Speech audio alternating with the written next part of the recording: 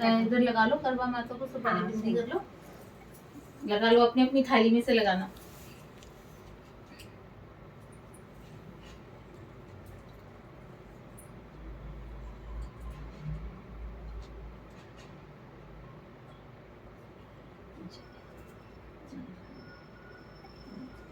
जय गणेश जी,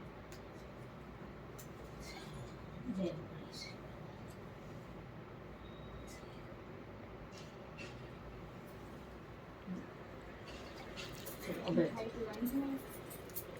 मेरे को बोला था एक, तुम घास के लिए बोला था। थोड़ी सी दूर, हाँ थोड़ी सी दूर, शायद नीचे जाना पड़ता होगा। आप कोई नहीं, इसमें से ले लेंगे। हाँ ठीक है बैठ जाओ, चलो कोई नहीं। मीठा तो फिर आप रात को चांद को लगा देना ना, फिर वो कोई नहीं। आप वो मुझे बोला था कि जब जैसे कथा सुनते रहेंगे ना, हाँ, तो थोड़े थोड़े ये चावल इसमें डालना। हाँ वो तो खैर आपको बता देते हैं। हाथ में लेके बैठ जाती हूँ। तो मदर इन लॉ कहाँ है आपका? मदर इन लॉ बीमार हो रही है ना, वो तो आ ही नहीं पाई है मेरे को। अच्छा वही मैं का दूर नहीं था। देखा अब आप पढ़ने में चश्मा। हाँ जी,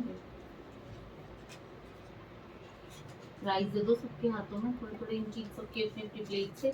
बेटा राइस ले लो, या तो अपने राइस ले लो। हाँ मैंने ले लिया। ले लिया? हाँ चलो आज महक और वो नहीं है रोल, तो मैं मीका को कह रही थी मेरे साथ चलो, लेकिन वो मेरे साथ वहाँ गई और भूख भूख भूख करने लगी। बच्चे हैं। कुल करवा की जय हो, जय मैया। कार्तिक मास की कृष्ण पक्ष की चतुर्थी को करवा चौथ का व्रत किया जाता है। यह स्त्रियों का मुख्य त्योहार है। सुहागिन स्त्रियां अपने पति की दीर्घायु के लिए यह व्रत करती हैं। विधान: एक पट्टे पर जल से भरा लोटा एवं एक करवे में गेहूं भरकर रखते हैं। दीवार पर या कागज पर चंद्रमा, उसके नीचे शिव तथा कार्तिकेय की चित्रावली बनाकर पूजा की जाती है। इस दिन निर्जल व्रत किया जाता है। चंद्रमा को देखकर अर्घ्य देते हैं, फिर भोजन करते हैं। कथा: एक साहूकार के 7 लड़के और 1 लड़की थी। सेठानी के सहित उसकी बहुओं और बेटी ने करवा चौथ का व्रत रखा था। रात्रि को साहूकार के लड़के भोजन करने लगे तो उन्होंने अपनी बहन से भोजन के लिए कहा। इस पर बहन ने उत्तर दिया, भाई अभी चांद नहीं निकला है, उसके निकलने पर अर्घ्य देकर भोजन करूंगी। भाइयों को चिंता हो गई, बहन भूखी है ना। बहन की बात सुनकर भाइयों ने क्या काम किया कि नगर के से बाहर जाकर अग्नि जला दी और छन्नी ले जाकर उसमें से प्रकाश दिखाते हुए उन्होंने बहन से कहा, बहन चांद निकल आया है, अर्घ्य देकर भोजन जीम लो। यह सुन उसने अपनी भाभियों से कहा कि आओ तुम भी चंद्रमा को अर्घ्य दे लो, परंतु वे इस कांड को जानती थी। उन्होंने कहा, बहन जी अभी चांद नहीं निकला, तेरे भाई तेरे से धोखा करते हुए अग्नि का प्रकाश छन्नी से दिखा रहे हैं।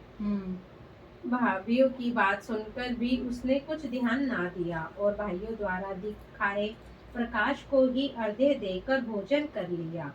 इस प्रकार व्रत भंग करने से गणेश जी उस पर अप्रसन्न हो गए। इसके बाद उसका पति सख्त बीमार हो गया और जो कुछ घर में था उसकी बीमारी में लग गया। जब उसे अपने किए हुए दोषों का पता लगा तो उसने पश्चाताप किया। गणेश जी की प्रार्थना करते हुए विधि विधान से पुनः चतुर्थी का व्रत करना आरंभ कर दिया। श्रद्धा अनुसार सबका आदर करते हुए उस सबसे आशीर्वाद ग्रहण करने में ही मन को लगा दिया। इस प्रकार उसके श्रद्धा भक्ति सहित कर्म को देखकर भगवान गणेश उस पर प्रसन्न हो गए और उसके पति को जीवन दान देकर उसे आरोग्य करने के पश्चात धन संपत्ति से युक्त कर दिया। इस प्रकार जो भक्ति छल कपट और को त्याग कर श्रद्धा भक्ति से चतुर्थी का व्रत करेंगे, वे सब प्रकार से सुखी होते हुए कलेशों से मुक्त हो जाएंगे। गणेश जी बोल करवा माता की जय।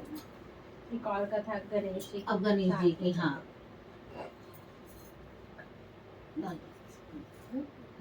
इधर ही। हाँ गणेश जी विनायक जी की कहानी। एक अंधी बुढ़िया थी जिसका एक लड़का और लड़के की बहू